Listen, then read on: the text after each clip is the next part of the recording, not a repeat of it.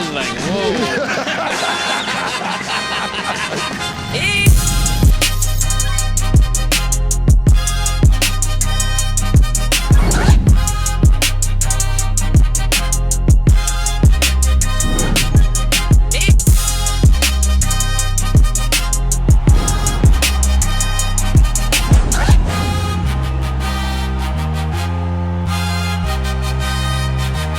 Welcome back to It Is What It Is. This episode is sponsored by Underdog. If you're new to Underdog, get $100 in bonus funds when you play just $5 with code It Is What It Is. Underdog is live in more than 30 states, including Georgia, Texas, and Missouri. So make sure y'all support the show, lock in your bonus, and start playing today with code It Is What It Is. I'm Treasure Wilson, aka Stat Baby, along with your hosts Mace and Cam. Killa, what's good, man? Murder, what's up, baby? How are you today? I'm doing good, man. Good, that's what's up, man. Good to hear. Today we are joined with our analyst, Michael Irvin. Mike, how you feeling? Mike, you back. I'm back. I'm good. Everything's good. I'm doing well over here, Stat. How you guys on that side of town? We doing great, man. Good. I wanted to say something before we start the show. So, Mike, you know, after we film, I get a little busy and I get caught up, and I haven't had a chance to watch my good friend Stephen A. Smith's show in about a month or so. Shout out to Stephen A. Smith, that's my bro. And I didn't no idea that after you do our shows on Monday that you do First Take on Mondays as well. And what I will say is this: your consistency of craziness is official. Because you leave this show with the nonsense, and then you go right to his show with the same nonsense, and you're not even changing up. I say, at least your nonsense, at least your delusionalness is consistent from every show that you do. You left here and said Dak Prescott was the MVP, and then you went there and say he's the MVP. I say, this nigga's not faking. This is he ain't faking, bro. This nigga crazy. This nigga crazy. And people, and other people now, at least I hear other people, are starting to pick that up. They are talking about how well Dak is playing. Dak is holding this thing together. I know it's only 4 games, and I know you still only have 1 victory and 2 losses. But that's still, he's not the issue. He's not the problem. We got to tighten other things up. Nobody said he's the problem. We said you can't win the MVP with this losing record. That's all we said. It's only 4 That's what I'm saying. It's only 4 weeks in. It's only 4 weeks in, and it's a losing record. But right now. But it doesn't mean if he keeps playing like that, if he has CeeDee Lamb back, that's what we're projecting. The season isn't over in 4 weeks. But I'm just saying, if you give me a SEP MVP, you got to put Dak in there for a September MVP. Now we're giving out the MVP in September, Mike. Is this really what we? You got the moving of the goalposts is crazy. First, with all of this on MVP. 3rd week. Now it's September MVPs. Give me a September. I don't know. You might have top stat with this. Normally the YNs come up with stats like this. We had a 2-week anniversary. I said, what's a 2-week anniversary? We've been dating for 2 weeks. Yeah, man. She want a gift off of that, Mike. September MVP is wild. I'm going to have to agree with you, Murder, on that. And a September MVP. Them Cowboy niggas, the thing about it, Murder, they going to find a way to have a victory. It don't matter what kind of victory is, they going to figure a way out, man. I figured it out. That's how they keep it America's team. They find a victory every year. There you go. But, Mike, I'm not mad at your take because he also is right. The Cowboys, and you guys have gave the Cowboys their credit too, but they are getting a lot of hype right now. So I know you're feeling good. They get a lot of hype every year. Like this one, it seems a little different. But September MVP is crazy, I will say. But 1 and 2 with a draw, with a tie is crazy. Don't let them get you, Stat. You got to score tie now. I know they doubled up, all over these 2 and 1. I'm with you. You with me. We can get them now. I got you. You just stay with me. Don't let them convince or confuse you. We'll see what happens week 8 to 10 and see if that still stands. Okay, so and all that Washington, you see how other teams have fallen. Washington is 2-2, so Dallas is still in. That's all I'm going to say. Yeah, well, listen, man. The thing about it, I understand you're going to say you keep using CeeDee Lamb, CeeDee Lamb, CeeDee Lamb, CeeDee Lamb, CeeDee Lamb. Look, Jaden Daniels ain't playing either. So, right. Yeah, so, and they got a better record than y'all. Without the quarterback, which is more important to me than the wide receiver. No disrespect to your craft, but you need a decent quarterback. No doubt. He is more important. No doubt. Now, just like you said over there in Washington, bring it on back with me over here on Dallas, because you just said it. The quarterback is more important, and that's why we should have a chance to do some winning. That you just, I think you said, from your mouth you speak this. Thank you. And the reason I said that is because that they have a better record. So imagine when their starting quarterback comes back, they should have an even better record, and you have to deal with that. So what I'm saying is this: if you think about this, your quarterback, and I gave Dak his props. I think he's having a sensational season. But if he's playing at the top tier level, let's just say 1 to 100, Dak's playing at 94%, and you're 1-2-1. What else can he do? Wait for CeeDee Lamb to come back. Watch for CeeDee Lamb come back. Mike. And you know, the only disappointment I have with this season for the Dallas Cowboys right now, of course, you have the 2 losses in the tie. But the only disappointment I have is the slip up in Chicago. If they win Chicago, if they beat Chicago and they have exactly where they are right now, what are we talking about? You see what I'm saying? What are we talking? So it's not like it's 4 weeks of bad football. You really got 1 weekend here that I'm saying they had to clean up or they should clean up. Everything else, I would be okay with. If that damn clock manager dude just slow his hand down to the button, we got that win. If CD doesn't do what if he does what he always does, and didn't have 1 or 2 drops, we got that one. So I'm just saying, hey, we get on with the show. All right, we're gonna get on with the show, but I gotta make one last. I gotta make one last. Yeah, and I got a point after Cam. I got one last point, Murder Man. Listen, this is what I'm saying. Everybody, if I seen Drew Brees saying that the other day on shout, like I said, I'm catching yo. Well, if they would have lost this, or if this would have happened, or 1 little turnover, or if this would have happened. I have 2 questions for you, Mike. 2 questions before I let Murder go. The first question is this: how many minutes are in a football game? What do you mean? We play 60 minutes. You have to win 60 minutes, Mike. It doesn't matter about a field. It doesn't matter what you did in the first quarter, the second quarter, the third quarter, the middle of the fourth quarter. It is a 60-minute. It is a 60-minute game. Mike, you're a big boxing fan, such as myself. If you're having a boxing match, right? Me and you, we're having a real boxing match. We're boxers. I'm just using a fake story. We're boxers. On the point system, I'm killing you for 11 rounds. I'm shutting you out 11 rounds of this championship fight. And you throw a haymaker in the trophy and knock me out. Who wins the fight, Mike? Oh, yeah, I win the fight. There you go. You was losing all fight. It only took 1 punch for you to win the fight. Stop telling me what could have happened and what should have happened and this, and this could have happened. You lost. You lost, bro. Because that's saying the same thing boxing. Man, I was kicking his ass for 11 rounds. You see how I had him. Nigga, that nigga was about to go. No, I got knocked out. I didn't win. That's the end of it. Murder, what do you have to add on to this? Yeah, and I want to know how you feel about Dak almost averaging a turnover a game, an interception a game. That ain't nothing new, Murder. That's what he usually do. I know, but he said he's not concerned about that. Yeah. You get to the end of the year and he got 17 picks. What's up with that, Mike?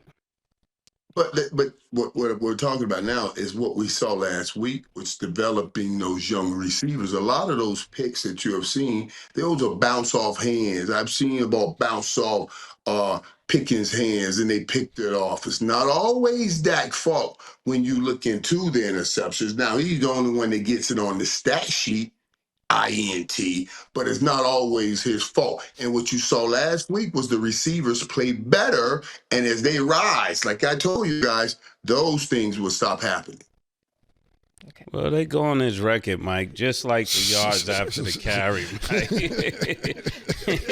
You got to take the good with the bad pause. Even when it's not his fault. You're Yeah. right. You're on Dak's record. Okay, Mike, we're going to give you a break. We're going to get into Thursday Night Football. Tonight's game, the 49ers will play the Rams. Mike, who do you think wins this game tonight? Well, the Rams win this game tonight, and the Rams have a very, very good football team. When you think about it, if the Rams, they had an opportunity to beat the Eagles this year. They had an opportunity to beat the Eagles in the snow last year. And right now, the way Matthew Stafford is playing with Puka and Atwell and why am I drawing a blank on your boy from Green Bay that went to the Raiders? Devontae Adams. Yeah. Devontae Adams. The way they're playing, throwing the ball all over the field, it has been insane and incredible. Now, let's flip to San Fran's side. San Fran has lost two powerhouses, one on offense and one on defense.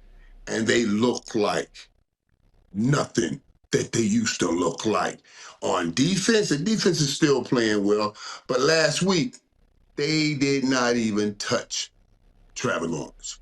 Nothing whatsoever. And that's surprising for a Rams, for a 49ers defense. I mean, they didn't even touch the quarterback. So right now, and you don't have Deebo Samuel on offense anymore, and you don't got Nick Bosa on defense. Christian McCaffrey is what they're trying to turn into a Deebo Samuel. He's running the ball, and he has the most targets in with the 49ers. And Christian McCaffrey, he's right, he's nice, but he's no Deebo Samuel. And I'm not talking about physical gifts. I'm talking about the kind of attitude that he brings on the football field. You don't see San Francisco. Remember, you used to see Deebo and Trent walking out with that boombox music, and you knew you were about to have some physical football played. That's not the case anymore with San Francisco. I'm taking the Rams to win this game. Yeah, I'm gonna go with the Rams as well. I think the Rams are looking to extend their winning streak against the 49ers. And the 49ers is I think they're 2-0 in away games. And you got the Rams that's 2-0 at a home game. So I think each one of them is trying to show that they could play away, and each one is trying to show that they could win at home. So I think when it comes to this game, this is one of those games that it's not a hard team to play against. So these are them games that count. Like when you playing a hard team, you automatically know I might lose this game. These are not the games that they should be losing, especially to teams that are not that physical really on the front line. So I'm looking forward to the Rams winning this game, even though I would normally go with the 49ers. The Rams should win. I mean, look, let's think about this. The Rams, first of all, I don't know if you've seen the injury report. You got no Brock Purdy.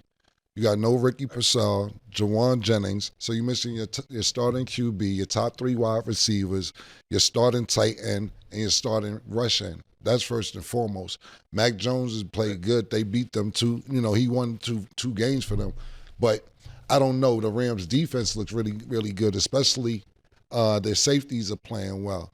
I think in order for the 49ers to even have the chance, you have to have Christian McCaffrey have the ball, not just necessarily running. He has to have 35 touches and over 200 yards of production for them to even have a chance to win this game. Now, the flip side, if we're going to the Rams, like we're all going to pick the Rams to win, but let's really look at this.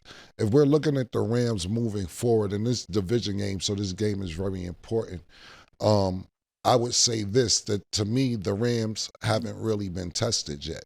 When you think about the Rams and you're looking at the record, you're like, oh, it looks good. But if you're looking at their record, who they beat Houston. Houston is looking less than subpar.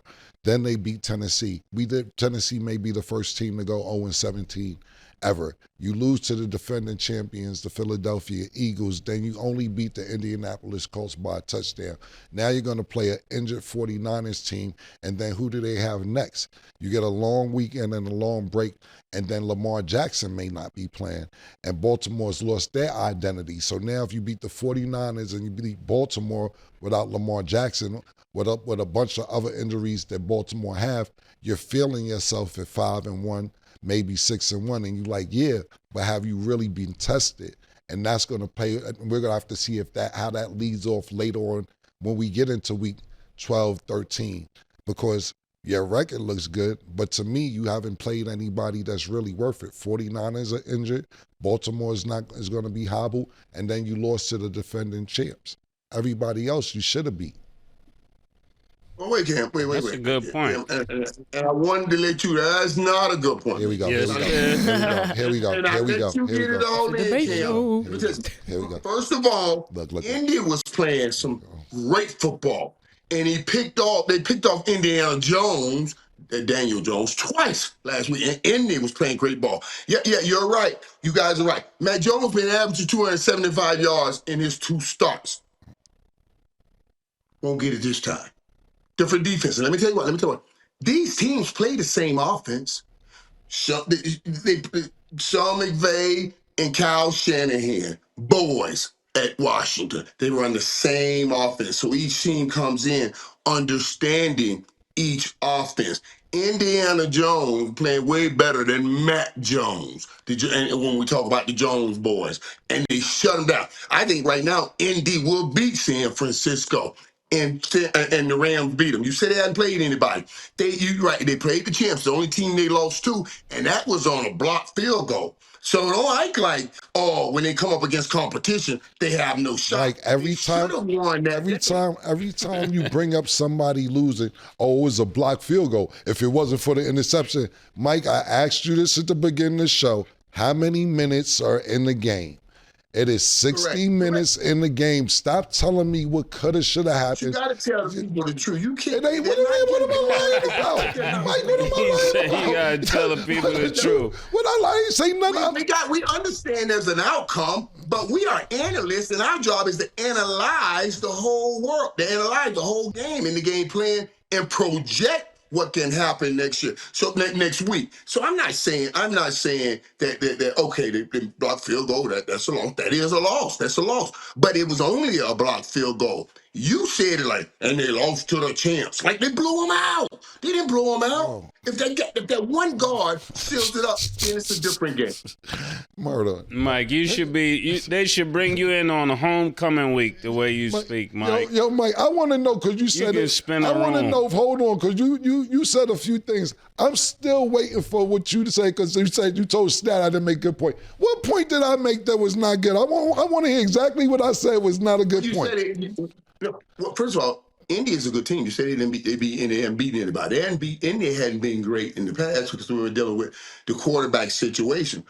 But Indy, under Daniel Jones, Michael Pittman, those boys have been playing ball. That was a very good win for them against Indy. And I thought they played Philadelphia to the hill. Remember that first half in Philadelphia? They looked like world beaters. And then, Philly mounted a comeback and won on that block field goal. So the Rams right now look like probably the best bet to go and knock off Philly in the NFC. Rams and Detroit, of course. Let me ask you a question. So I did say that Indianapolis, but it is Indianapolis. You just said it's only week 4. Let me ask you a question. And you can give me honest opinion. Who do you like better? Indianapolis Colts or the Dallas Cowboys right now?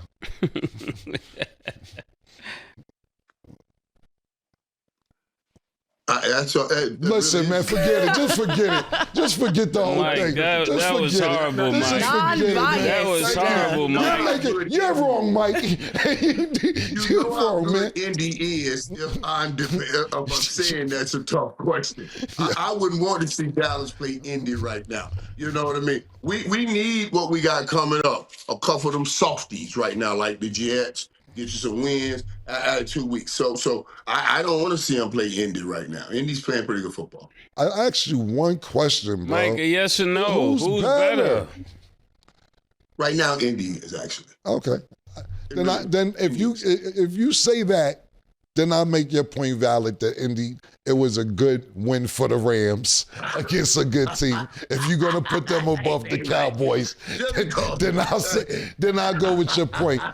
I'm on this. If CD was healthy, that'd be a different thing. CD was healthy. Hey yo, let me ask Stat and make Stat. How many times have we heard in the last 2 weeks if CD was healthy, if it would be great? The over under, higher or lower. Yeah, underdog might be different. Yeah. It ain't every show. It's how many per show? Because we on 4 right now. Yeah. We're about 4 if CD Lamb's 10 minutes and 15 minutes into the show. We about 4 if CD Lamb's already. We're good. But Mike, listen, I think that what you said was great. But I'm on the 60-minute thing.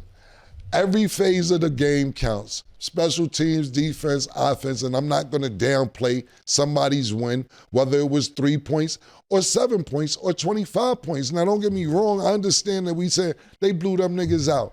Man, them niggas this, that. It's a win. Just like we're saying, just like I pointed out, that they're going to play a very injured 49ers team, it's a win. If they play a Lamar Jackson-less Baltimore team, it's a win. And I'm not saying they're going to win. You know, you got to play the game to see what happens. You never know. That's why it's called any given Sunday, Monday, or Thursday. But at the end of the day, a win's a win. And I understand it's our job to analyze it. But at the end of the day, when that season's over and them records come in and niggas make it to the playoffs and niggas don't, they're not going to be like, yo, in week 3, if we were to block that field goal, you know we would have been in the playoffs right now. We just needed 2 more minutes. That's all I'm saying. That's all I'm saying, Mike. Great take. But where's the win? Great question. Where's the win? Because you kind of got him there. Okay, so moving along, some coaches got into a little bit of an argument. So 49ers defensive coordinator Robert Saleh made comments stating that the Jaguars are really good at legally stealing defensive signs. He said, quote, they've got a really advanced signal stealing type system where they always find a way to put themselves in an advantageous situation from opponents. Post-game, Liam Cohen, the Jaguars head coach, went up to Saleh and repeatedly said, keep my name out your mouth. Saleh then responded, I will fuck your world up. You don't want to fuck with me. I will fucking end your life, which I never heard anybody say. Then after he clarified and said he was genuinely trying to give a compliment, but admits he probably used the wrong choice of words. Mike, did you see that little altercation? And then did you interpret what Saleh said as a compliment? No, it was oxymoronic in all. Oh ways. shit, murder, oxymoronic. Oxymoronic, Mike, yo, Mike, Nick, you done went back, Nick, Mike. when we do these shows, start putting the shit at the bottom of the screen. When he anomaly, put the shit at the bottom of the screen like we learning. We gonna turn this shit educational. Tantamount. Yeah, oxymoronic. Go ahead, Mike. To say anything is legal in stealing. Stealing is illegal. You can't say legal in stealing. So that's oxymoronic. You can't use those words don't mean the same thing. So you were slicking in some slip lip.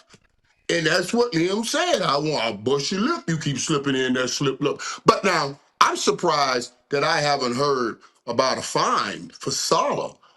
Threatening is one thing to talk about sign stealing. There's another thing to talk about out in your life on a football field, coach to coach. I think the NFL should step in and say something or do something about that.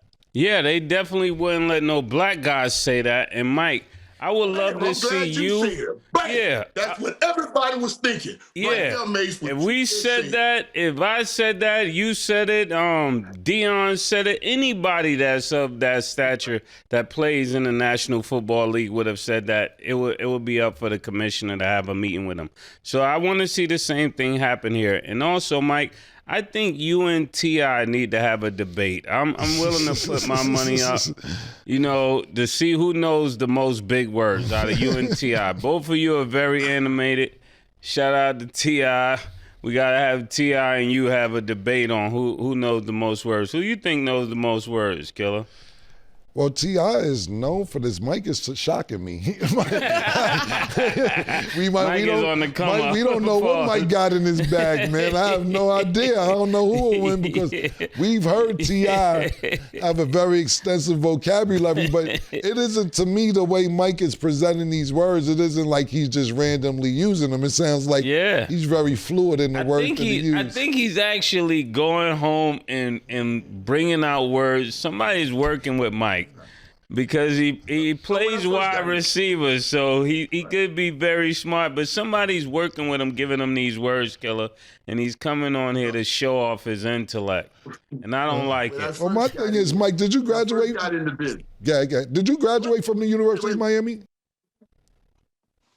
I don't know. I'm just. He didn't learn all these words at U of M. Well, Stat is from there. That's why Stat is very, you know what I'm saying? Listen, not only did I graduate from the University of Miami, I graduated after my junior season and entered the NFL. You had to graduate. So that's why I controlled my draft. When Green Bay called with the 7th pick, I said, no way, Green Bay, because if you draft me, you will lose it. I can go back to school and pick up a summer class and then apply for another draft. So yes, I graduated. My degree is in BMO, business management and organization. My minor in what we're doing right now, communication. Talk, Mike. Fuck, I don't know. He might put Cam in his place. No, I think he need to put you in your place. I was just trying. You asked me who I had my money on. I had to get a background check on the nigga. Now my money might go on Mike. Put you in your place. Mike, I was getting a background check. You graduated as a junior, but what was your GPA? Good enough to get drafted? I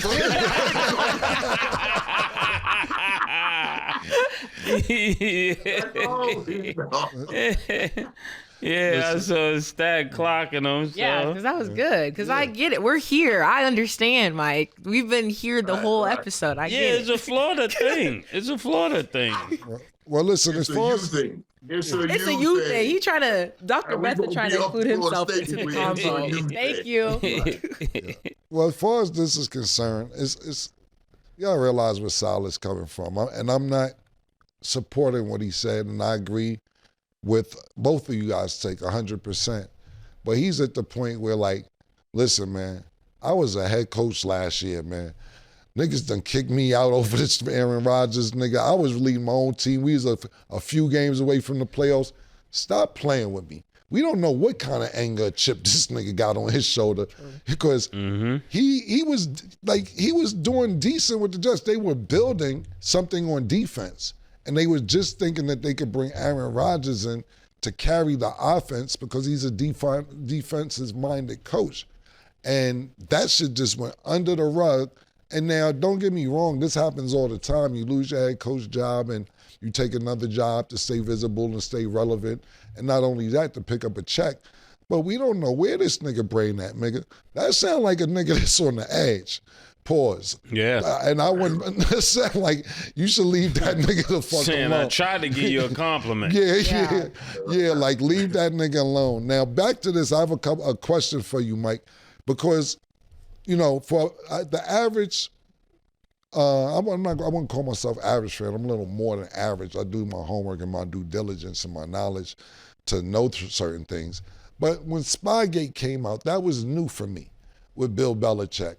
And I was like, yo, Bill got niggas in the stands stealing signs during practice? Like, what the fuck? And then it was Deflategate, and I'm like, oh, these niggas doing whatever the fuck they got to do to win. But back to Spygate, how often does sign stealing or things like this happen in the NFL, Mike?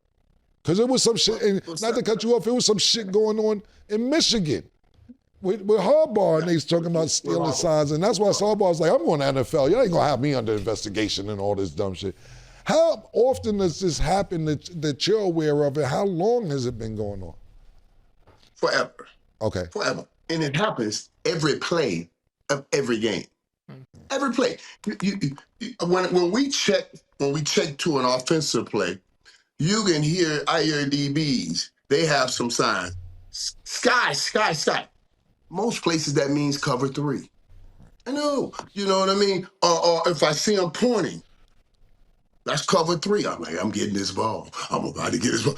We all do it. And you got signs coming in from the sideline. This is why you see some teams put up, like even the teams that used to play plays on the card, you see they have 3 people standing, Snoop, Gorilla on this card, and something else on this card. You don't know which one is the real play. It's been going on forever. Everybody does it. We used to have practice, and Coach Johnson be looking all around to see if anybody watching and making sure nobody can watch practice, because people would try to get somebody, if there's an apartment complex that can watch their practice field, they'll go pay somebody to go in that apartment complex and try to steal some stuff. This is the reality of life, man. Everybody's trying to get an edge, just like you're talking about. You don't think Coach Saleh wants an edge? He don't want to be back there taking orders from somebody when he was giving orders. He should have stole better sign. He should have been a better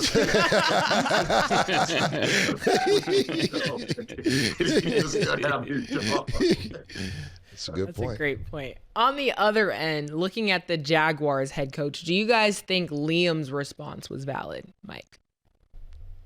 I do. You know, Liam got that brotherly thing on him. You know, like, hey, man, you gonna call me a thief? You know what I mean? Yeah, all of that stuff. I don't have any problem with what Liam said. He just can't keep my name out your mouth. Keep my name out your mouth. That's regular. I'm mad. I don't like what you said. But when you get to that next stage, what?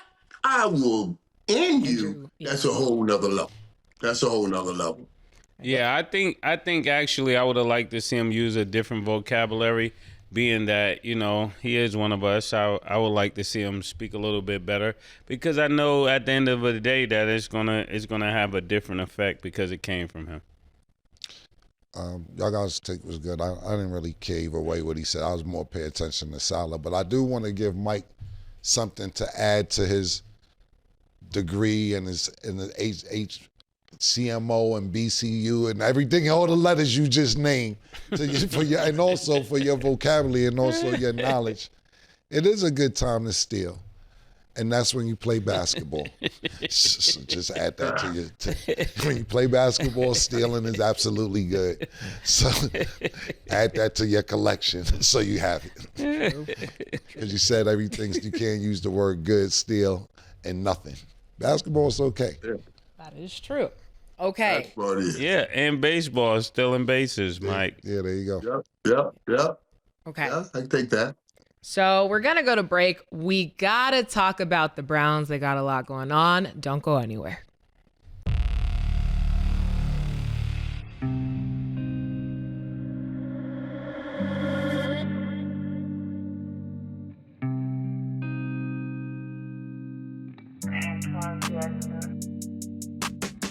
She called this thing about toxic. 4 years and counting. Got you feeling like an option. Maybe I'm my own problem, babe. She tired of hearing I don't know. My stubborn in me won't fall. Dealing with this thing called trust. But she really thinking about it. She wanna be free.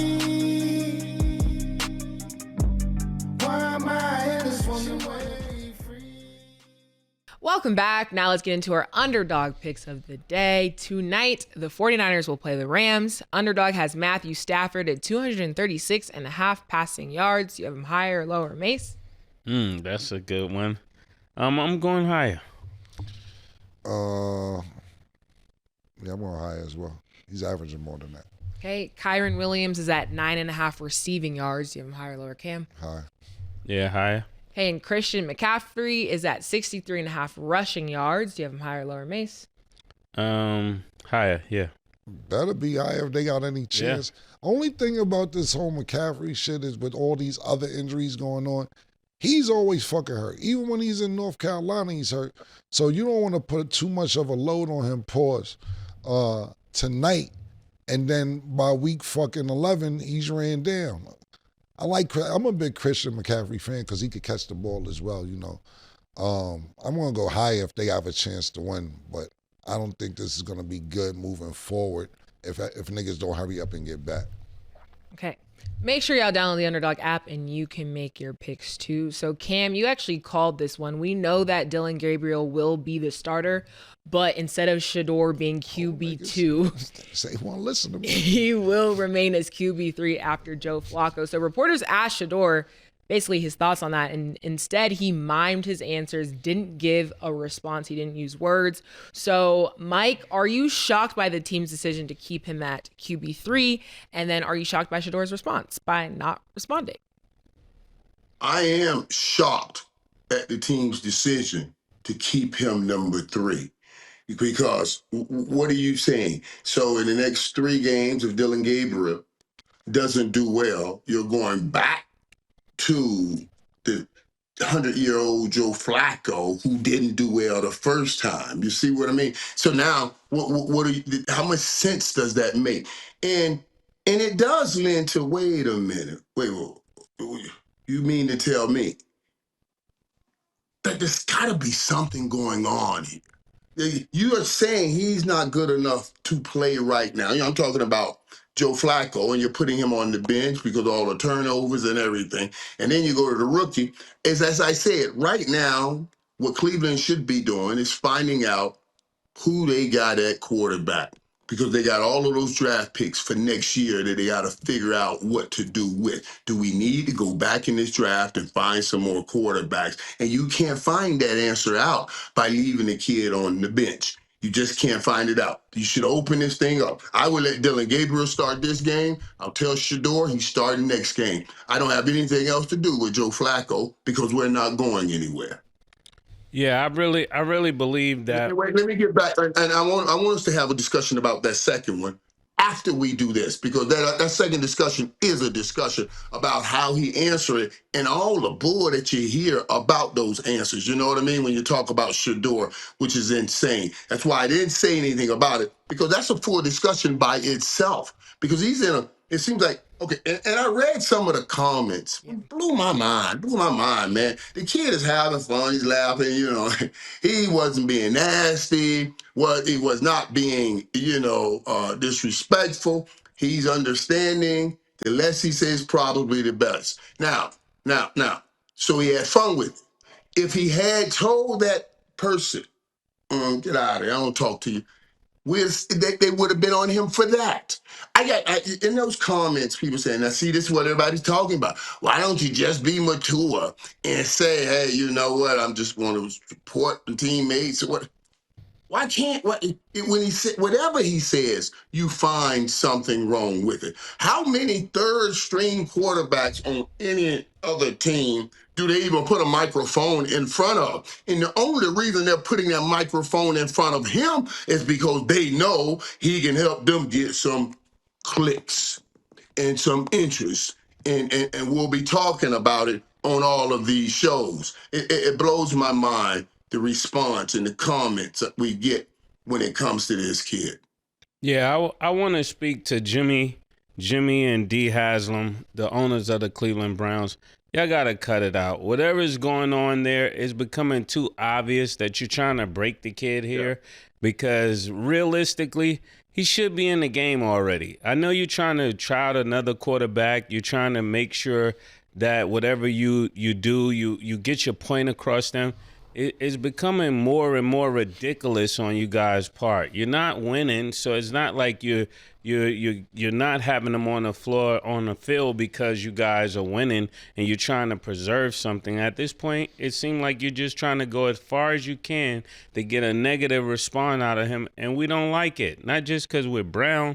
We don't like it because it doesn't make sense. It doesn't make sense to athletes. It doesn't make sense to entertainers. It doesn't make sense to the whole football community. I know whatever you guys talked about, it's just the gig is up, man. At this point, you're going to ruin your whole franchise doing this, because people are going to remember how you did this. Whatever you're trying to communicate to Dion, go have a meeting with Dion, meet Dion on the field, on a golf course, and talk about it. But it's time for the kid to play. I hope whoever's playing next don't play well. It's time for Shedeur to be on the floor. I said this was going to happen yesterday. I actually called this, to be totally honest with you, Mike. I said that it's not a line to where, okay, the number 2 quarterback is going to be number 1, and then the number 1 quarterback goes to the end of the line. I knew Joe Flacco was going to be number 2. I just already predicted it. I didn't know if I was going to be right or not. We didn't know this until late in the afternoon. But the thing about it is this, and I'll say this because, you know, Shedeur is like my little brother, my nephew. I love him. But the way they handled this whole situation, the Cleveland Brown organization I'm talking about, from the very beginning, I knew that they was going to put him on the back burner from the very beginning of the season. And it's going to have all of us in an uproar because we love the kid and we know he could play, not just as a friend or somebody we consider family. We know he could play. Now, looking at it from a football standpoint, my personal opinion is this. They should have started the season with Dillon Gabriel and kept Joe Flacco as the backup. I think Joe Flacco is a decent backup. He's proven to be a decent backup the last 3 years. Even when Deshaun Watson got hurt, he was on the couch and he came in and he got some wins for the Cleveland Browns, and that's the reason that he's in the NFL last year. We know he played backup quarterback for the Indianapolis Colts last year, and Cleveland brought him back this year. But I already knew from the beginning of the season, they know Shedeur, could sell tickets, jerseys, everything else, but I don't think they're respecting him as a quarterback. And Mace may be right. It may be something personal with Dion, or it may be something personal with his last name. But we've seen this from the day of the draft. So for us to still keep getting in an uproar about everything, I'm talking about us as family, we're always going to get mad.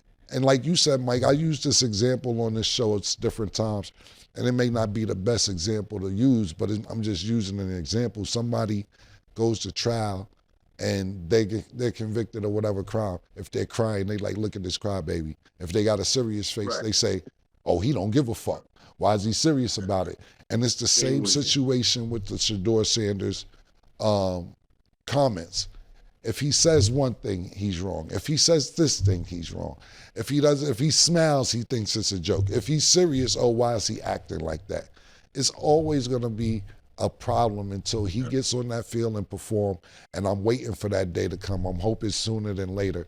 But to me, what's going on is that the Cleveland Browns, my personal opinion, I don't know this for a fact, they're not playing well. We got to think about this. First of all, this is their 41st quarterback since 1999. This is the 12th under Stefanski. They got a terrible offensive line, lack of talent, plus injuries. Joe Flacco got sacked 9 times in 3 games. So they're saying, oh, we got to make a change. And I'm not blaming Flacco on all this. It's the fucking team. Let's think about this. To me, I like Jerry Jeudy, but is he really at one court, or is he really a number 1 wide receiver? Is he Michael Irvin? Is he fucking Jamar Chase? He all right. He all right. You need somebody else over there so that he can be, he all right.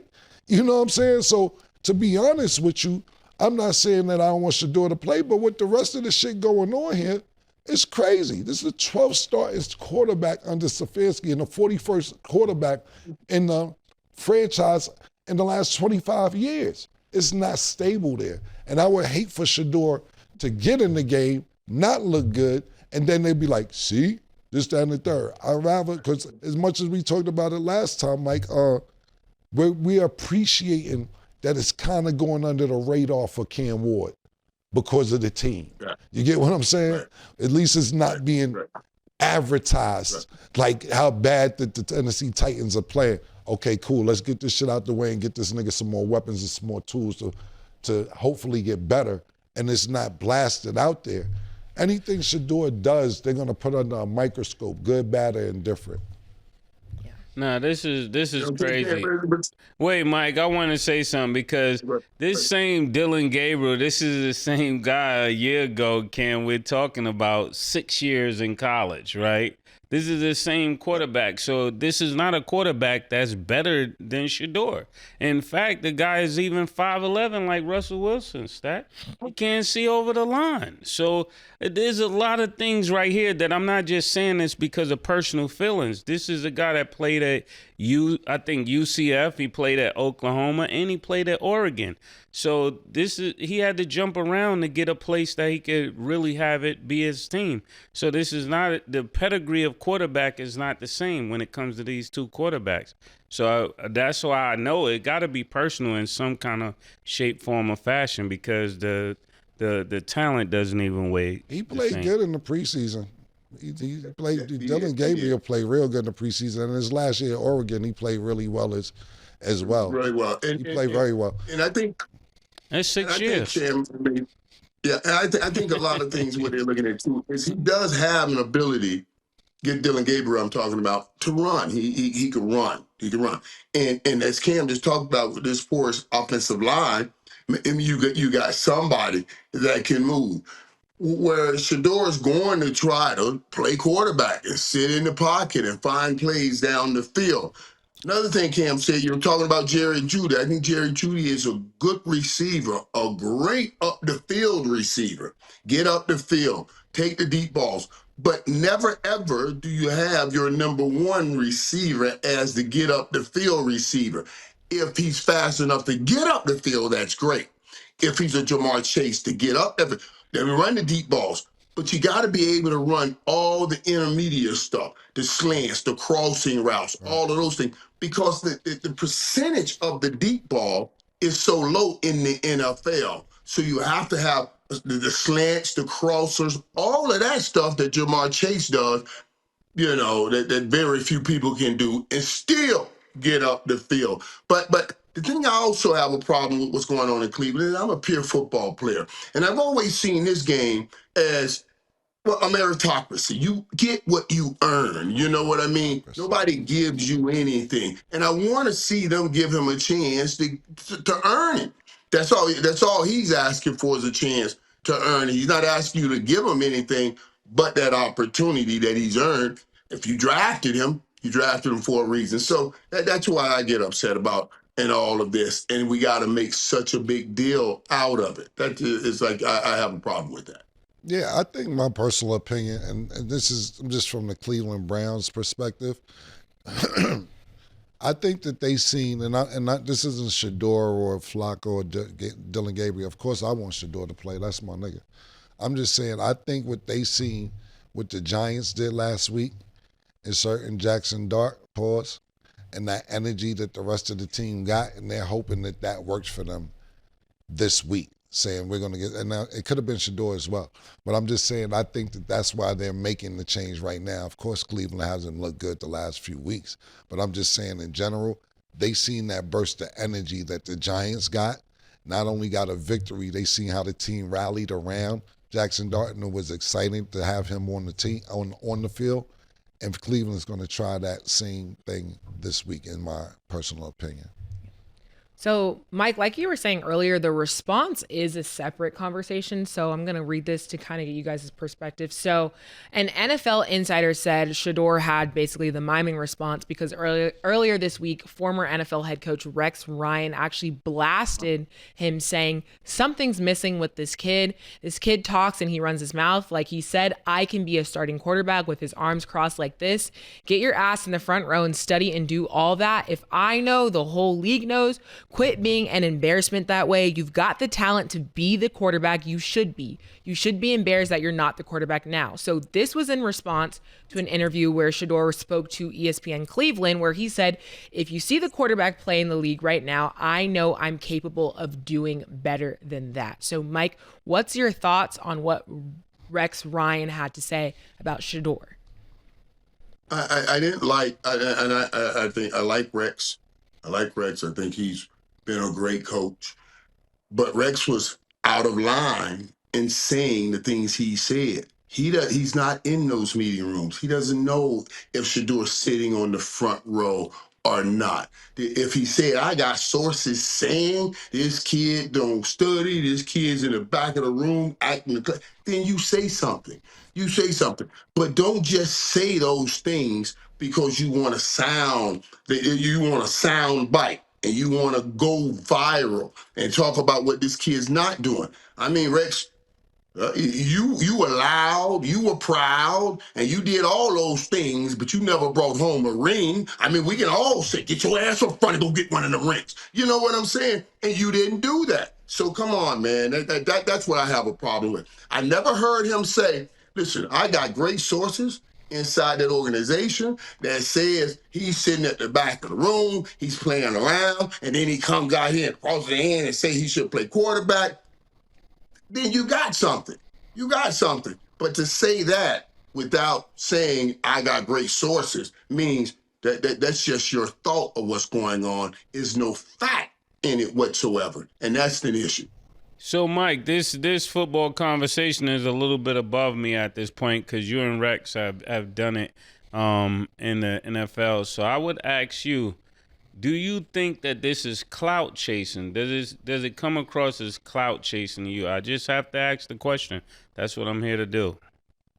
Well, with Rex, you know, and I think Rex, I don't know if he's clout chasing. You know, Rex understands young quarterbacks. He took a Mark Sanchez and did some great things. Put Mark Sanchez all the way to a AFC Championship game. So he's a great coach. He's a great coach. He's done some great things in his coaching career. Yes. But just this right here is, I thought, was out of line to go that far and say that, to try to intimate that this kid is not paying attention in meeting rooms and he's goofing off and he's not studying, and not say somebody in the organization has told me this.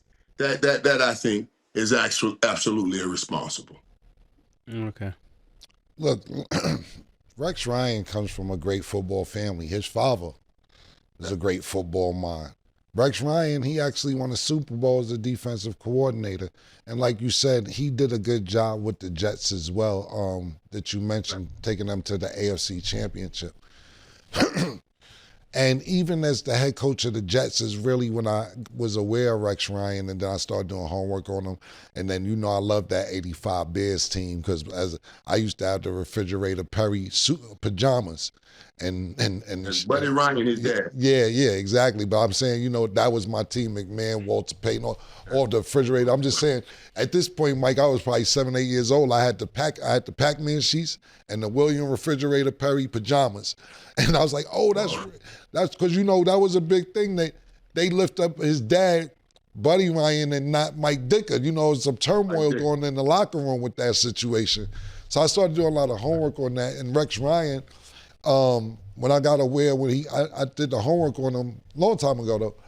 And because he was always loud as the Jets coach. And he's always predicted that they was going to go to the Super Bowl and win the Super Bowl. Every year, this is the year we're going to do it. This is the year we're going to do it. This is the year we're going to do it. And you just brought that up, Mike, in your take. Nigga, you loud, Rex. As a coach, You're loud as a coach, and especially as a commentator, you're very loud and you take bold takes. So when Mace asks, was it clout chasing? I don't think it's clout chasing. This is just what he do. He's loud.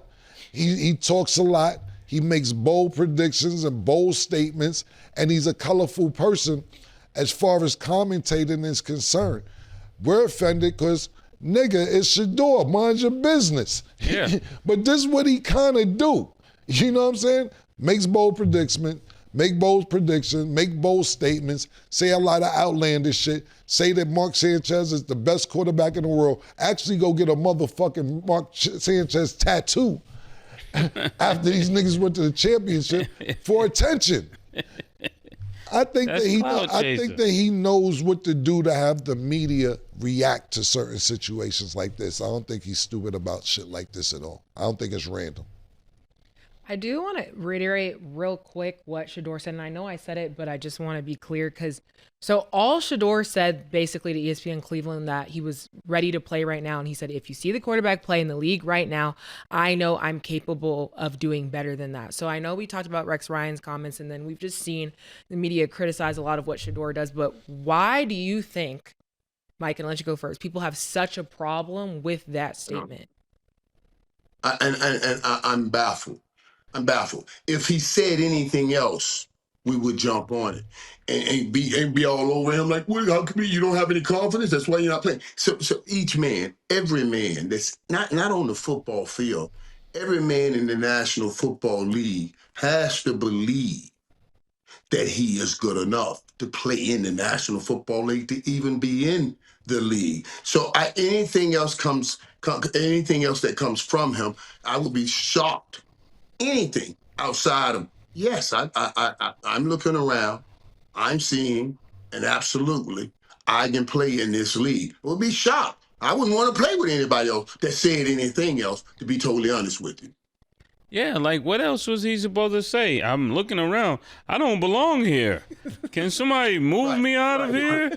Like what was he? Right. It's not like he said, you know what? I'm sitting here and I'm actually better than everybody on the floor. That would be something they say, you know, you need to pump your brakes, pause a little bit. But that's not what he said. He said exactly what he's supposed to say. I'm ready to play. And they're just mad because the rumblings that are going to come from that, if the kid is ready to play, you're giving everybody else a shot, it's going to be time for him to get a shot. And I just say that because I know Stats says something, but when I went and really studied about a 5'11" quarterback, you're just not going to get it done when the bigger linemen come in the playoffs. You're not going to be able to get anything done with that. So just preparing for this person to be QB1 is just a bad idea if you're thinking about winning. Russell Wilson. And taking it a little farther, go. If he had that was a question that was asked of him. So if he had called a press conference, out of the blue and stood up there and said, "I'm calling this press conference because I see quarterback play in the NFL and I'm better than them." Now that's a different thing. You see what I'm saying? That's a different thing. Oh, you called a press conference to do that? Then we're saying something. But he's answering questions. And if he doesn't answer the question, you think you're too good to answer questions. I'm over that, man. How else could he have answered that question, though? Just think about it. For all of us that are on the panel right now or at the desk, how else could he have answered the question? What's the question? What did they ask him? I don't have the exact question that they asked him, so I will give my stats assumption. This is not verbatim, but by his response saying ready to play right now, they probably asked him how he felt about being QB3. Do you feel like you can play in the NFL? Yeah. Right. Do you feel you're capable of playing in the NFL? Yeah. Something like that. The way I would answer it, me personally, look, I said this before, and I'm just giving my opinion. Yeah. When he had those 2 good games in the preseason and he ran down on that reporter like, "See, told you keep writing bad shit about me, da, da, da, da." And I was like, yo, I wish he didn't say that. Because don't get him for that. Yeah, that's what I was saying.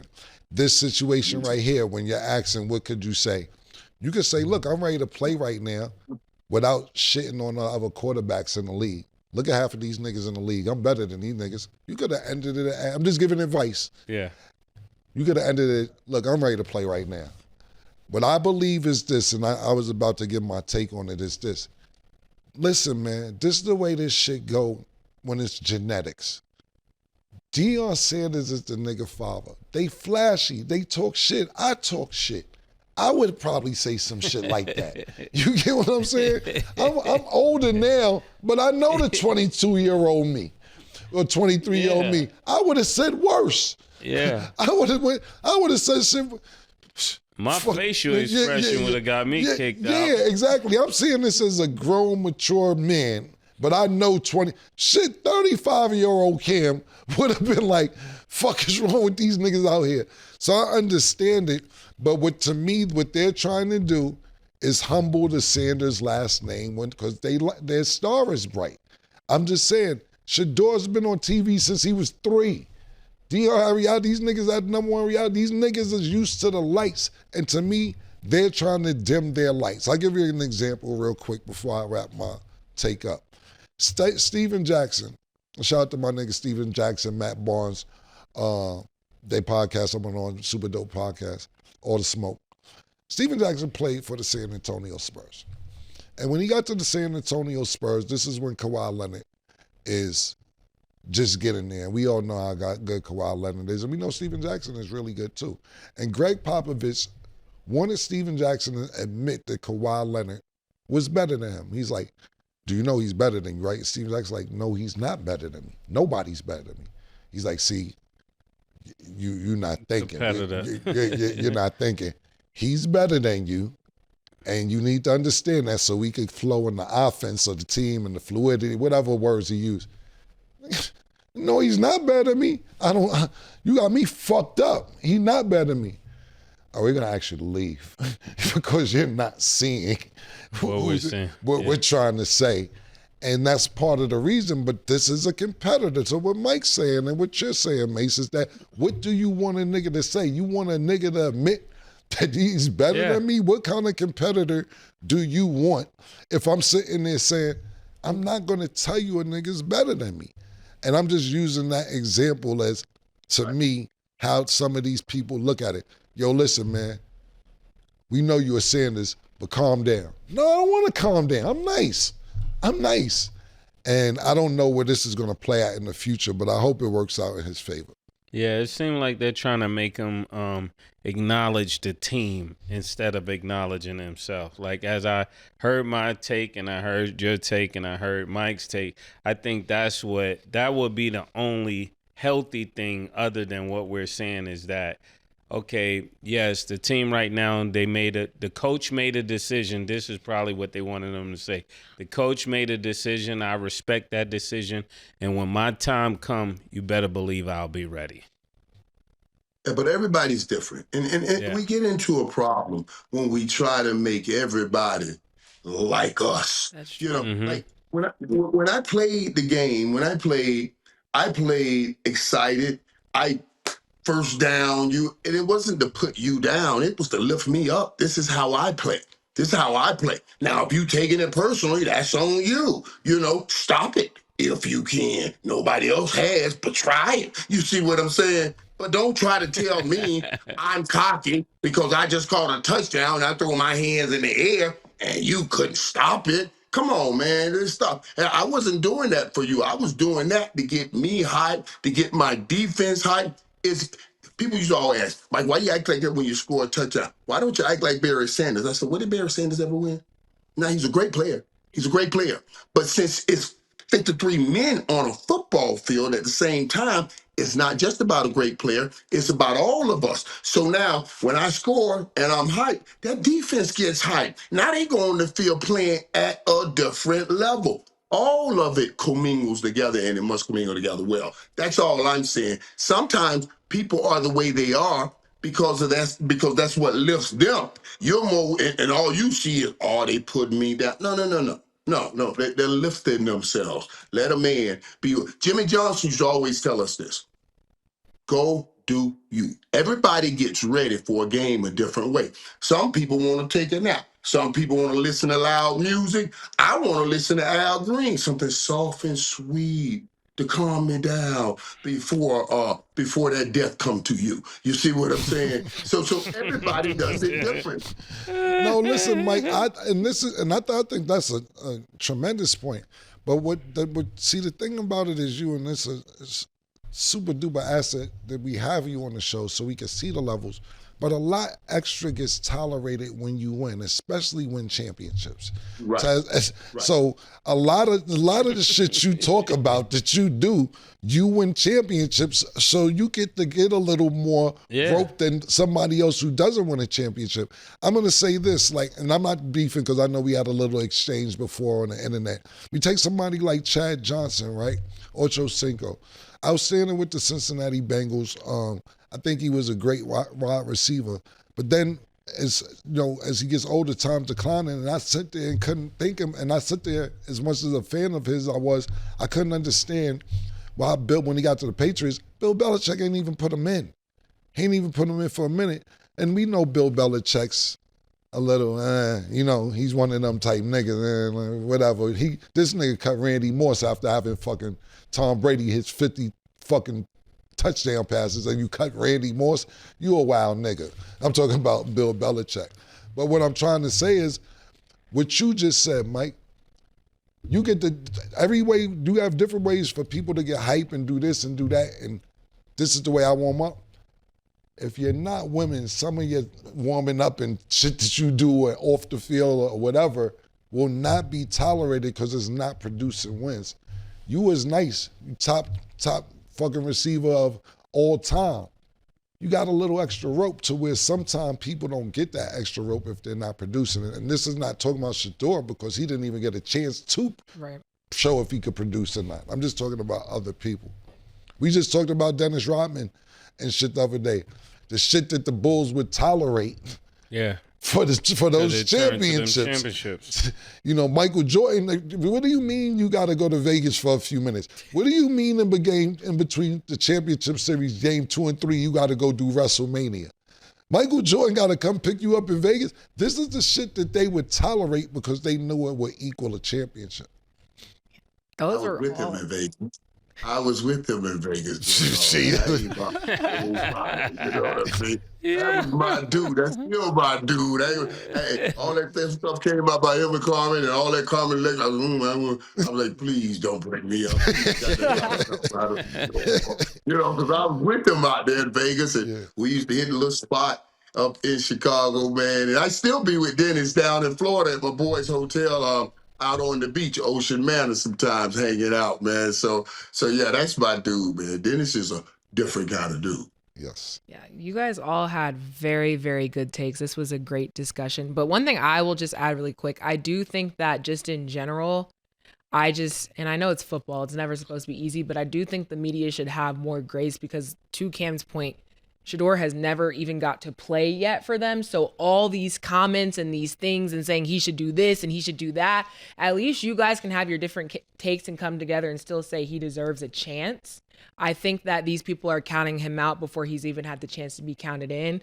And honestly, in my opinion, I feel like maybe like for some people it's become a trend just to shit on him before he's even had the opportunity to do anything yet. And that seemed organized. Yeah, that's why when you said clout chasing, organized. That might not be the right word, but people just know like, okay, this is a buzzword because to me, it's just to the point where it's like it's his first year in the league. Like we didn't even see him like be where he should be at yet. So it's like all this criticism is just a lot. Shedeur, that name Sanders is like a trigger. I hear Killa say that about, people being triggered a lot. I think for a lot of people, that last name is just triggering to them. So therefore, this becomes an opportunity for them to get back in some sort of way. It's so obvious. I'm surprised that people act like they can't see it. Yeah. When you go in a place and people don't like you, if they've been talking about you, it's just a feeling. Yeah. I've been hated on a long time, so I could sense it when I see it. Yeah. Hopefully they figure that out because his day will soon come. Yeah. But y'all, that is all the time that we have for today. Mike, it's always a pleasure to have you on the show. Thank you. It's always a pleasure to be on this show. I just love the topics and the kind of ins and outs of all the things that we talk about. So I appreciate you guys, man. Looking forward to this week. Big week. Yep. Good seeing you, Mike. Okay. Thank y'all for watching. Right. And as always, it is what it is.